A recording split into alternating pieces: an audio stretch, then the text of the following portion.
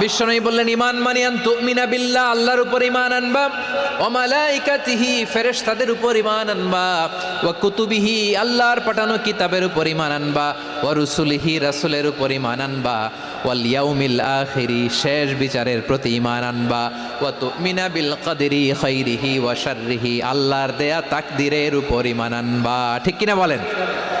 তাহলে এই 6টা মৌলিক বিষয়ের উপর বিশ্বাসকে বলে ঈমান।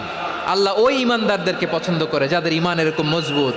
আল্লাহ বললেন, ওয়াল মুমিনিনা ওয়াল মুমিনাতি, ঈমানদার পুরুষ এবং নারীরাও আমার কাছে বড্ড প্রিয়। তাহলে আমার প্রিয় ভাইয়েরা, ইসলাম যেমনি বুঝেছেন সারেন্ডার, ঈমান মানে হচ্ছে বিশ্বাস, বিশ্বাসের স্বীকৃতি। এই বিশ্বাস না থাকলে ওই মানুষের কোনো দাম নাই। ঈমান ছাড়া নেক আমলের কোনো দাম নাই। ঈমান হলো সংখ্যার মতো, নেক আমল হলো শূন্যের মতো। ঈমান কিসের মতো? সংখ্যা। আর নেক আমল